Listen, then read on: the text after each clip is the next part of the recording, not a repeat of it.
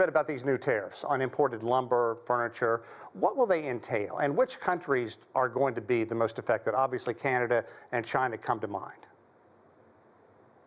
Yes, Canada and China certainly come to mind, but believe it or not, the U.S.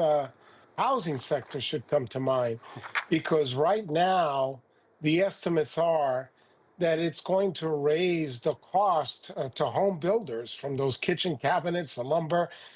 It's probably going to increase the cost to home builders by as much as $20 billion per year. And this is a housing sector that is in a recession. In fact, in 4 out of the last 5 calendar quarters, we have seen negative economic growth, including 2 consecutive quarters of negative growth, which basically define what most economists call a recession in the housing sector. Wow. And this is certainly not going to help. I Yeah. do have a solution, Sean. Let's hear it.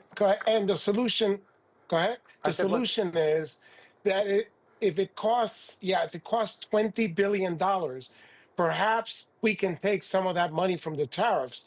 We know that Treasury Secretary Besson has said it's going to raise $500 billion per year. We know that Howard Lutnick, the Commerce Secretary, said as much as $600 billion. Just take $20 billion and make home builders not pay for any materials that they import to build houses, and exempt them from tariffs, and that will rescue the housing sector. This is, we know that the president has said it's a national security interest, but the National Association of Realtors has said the housing sector is at risk and is a greater national security interest than the risk from countries like Japan, Canada or China from the lumber or the furniture. Yeah, and to pick up on that just a bit, the furniture market, it's alone is worth $253 billion here in the United States. Companies such as IKEA, Wayfair offer affordable imported options. How are these tariffs going to impact the way Americans shop for furniture? Because obviously the goal Trump wants is to have all the manufacturing done here. And there are some wonderful, storied enterprises in the United States that have long built quality furniture. But so many people depend on the bargain entities that are out there. That's right, Sean. As you mentioned, the IKEAs of the world, it's much smaller than Wayfair, but they will have to increase those prices. And that means that home remodeling is going to slow down. If you have no remodeling, that means that electricians and plumbers will be at a disadvantage. And many of that industry that is not doing very well will also suffer. So it's going to slow down the housing sector even more, and certainly going to put a lot of those jobs that depend on the housing sector, also put them at risk. So this is certainly not something that the housing sector, which is in a recession, needs at the moment. Okay, well, it's just become such a mess because let's talk about how the domestic U.S. furniture and timber companies end up benefiting from these tariffs. Firstly, domestic companies like Lazy Boy, Haverty Furniture, they've already been hiking prices and already considered overpriced by a lot of American buyers. Now, couple into that the fact that we're facing a government shutdown in the United States. Who knows how long that's going to last, and consumer confidence is already suffering so much. Do you see any kind of positive in the long term on this? I really don't, Sean. This is all very much a negative development for the economy.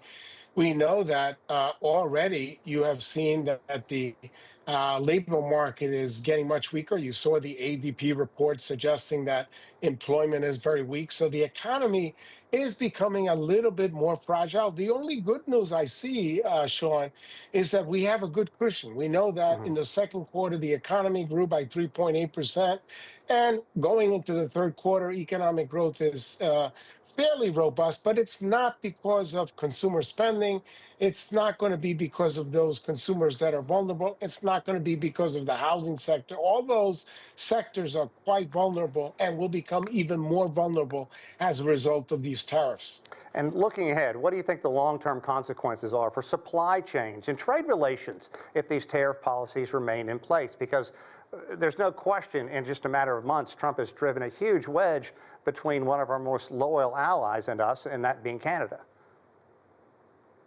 Oh, that's absolutely true. Already, you've seen massive layoffs in the sawmills in Canada. So that means we're damaging these supply chains that have taken decades to build and not going to be very easy to rebuild them once things go back to normal. So we are damaging these supply chains, and that is going to hurt not only the relationship between the United States and these countries that we trade with, but ultimately it's going to be consumers which are going to suffer a lower standard of living as they have to pay more and more for these products. Already, Sean, I've looked at the numbers, and many of the products that are imported, the furniture, the furnishings, things like that, all those prices are rising faster than the consumer price index and products that are not tariffed. So again, the only reason why we've been lucky and inflation hasn't picked up even more is because we've seen some offsets like energy prices.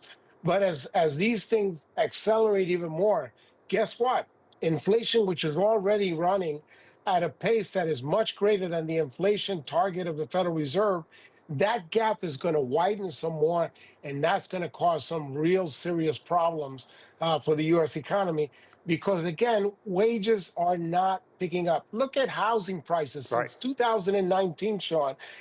Existing home, the median price of an existing home has gone up by 47%.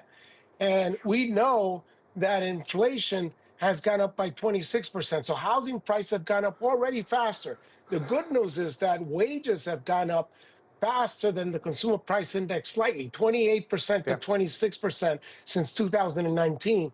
But housing prices, the gap is getting wider and wider. Affordability is getting tougher. So it's making home ownership a much more distant goal for the average American. And these tariffs are going to make it worse.